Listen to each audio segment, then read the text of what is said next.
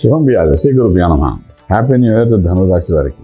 ధనురాశి వారికి కొత్త సంవత్సర శుభాకాంక్షలు, అంటే క్యాలెండర్ ఇయర్ శుభాకాంక్షలు. నేను చాలా సంవత్సరాలు ధనురాశి గురించి ఎప్పుడు ఏదో ఇబ్బందులు చెప్తున్నాను తప్ప మంచి ఎప్పుడు చెప్పలేదు ఈ మధ్యకాలంలో. అంటే ఒక ఎయిలాక్షన్ మొదలైనప్పటి నుండి పాపం ఏదో రకంగా ఇబ్బంది పడుతూనే ఉన్నారు వాళ్ళు. కానీ కన్ఫర్మ్గా ఈ సంవత్సరం మాత్రం ఒక లాటరీ అనుకోవచ్చు. నిర్మాణం ఉంటుంది వాళ్ళకి. ఆర్థికంగా చాలా బలోపేతం అవుతారు ధనురాశి వారు. ఫస్ట్ స్టార్టింగ్లో నుండి గురుబలం ఉండడం, గురుడు సప్తమ భావం ఉండి రాశిని చూడడం, అలాగే శనీశ్వరుడు యొక్క స్థితిగతులు, రాహు యొక్క స్థితిగతులు చూసుకుంటే 100% ఈ సంవత్సరం వాళ్ళు లాటరీకి లాగా మంచి ఆర్థిక బలం పెరిగే అవకాశం ఉంది. రిసోర్సెస్ పెరుగుతాయి బాగా. ఎప్పుడో మనం అనుకున్న ఐడియాలజికల్ థింకింగ్కి ప్లానింగ్ ఇప్పుడు కానీ వేయగలిగితే అది ఒక పుష్కలంగా కావాల్సినంత ధనాన్ని ఇస్తుంది. అది వ్యాపారం అనుకోండి, ఉద్యోగం అనుకోండి. ఉద్యోగంలో కూడా ఏంటంటే మనకు ఒక ప్లానింగ్ ప్రకారం అయితే ప్రమోషన్స్, ఇంక్రిమెంట్స్ కూడా అయ్యే అవకాశాలు ఉన్నాయి. ఫస్ట్ హాఫ్లో మీరు చేసే ప్రతి పనికి ఒక 10 సంవత్సరాలు రాబడి ఉంటుంది. ఫర్ ఎగ్జాంపుల్, మీరు ఒక పర్మనెంట్ జాబ్ గవర్నమెంట్లో రావడానికి అవకాశం ఉంటుంది. అలాగే ఉద్యోగంలో సెటిల్మెంట్స్ అయ్యే అవకాశం ఉంది. నెక్స్ట్ లెవెల్ ఆఫ్ ది జాబ్కి వెళ్ళే అవకాశం ఉంటుంది.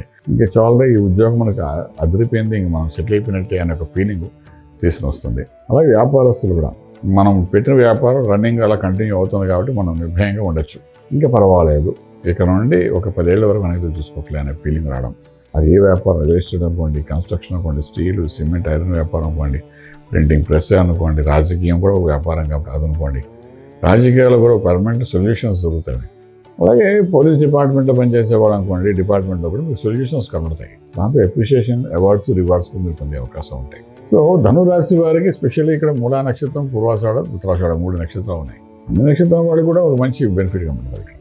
ఇది ఒక రకంగా చెప్పాలంటే ఈ సంవత్సరం వాళ్ళు ఊపిరి పీల్చుకోవచ్చు. విదేశాలకు వెళ్తారు, విదేశీయానం ఉంటుంది వీళ్ళకి. సంబంధం లేకుండా విదేశానం ఉంటారు. అంటే ఒక రకంగా ఎందుకు వెళ్తామంటే కొందరు ఎంటర్టైన్మెంట్ కోసం వెళ్తారు, కానీ కొందరు కారణాలు లేకుండా కూడా వెళ్తుంటారు ఒకసారి. అంటే లక్ ఫేవరింగ్ మాట.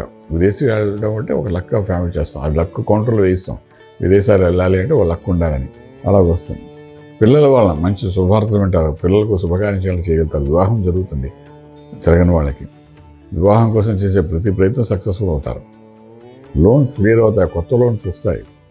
పిలిచి అప్పు ఇచ్చే రకంగా ఉంటుంది. ఇంటికి ఇల్లు కొంటారు, గృహప్రవేశం, శంకుస్థాపన ఇలాంటివన్నీ చేస్తారు. ఒకటేంటే ఆల్మోస్ట్ ఎన్ని ఇన్వెస్ట్మెంట్ ప్లాన్స్ ఉన్నాయో అన్నింటిలో చేపెడతారు, సక్సెస్ఫుల్ అవుతారు.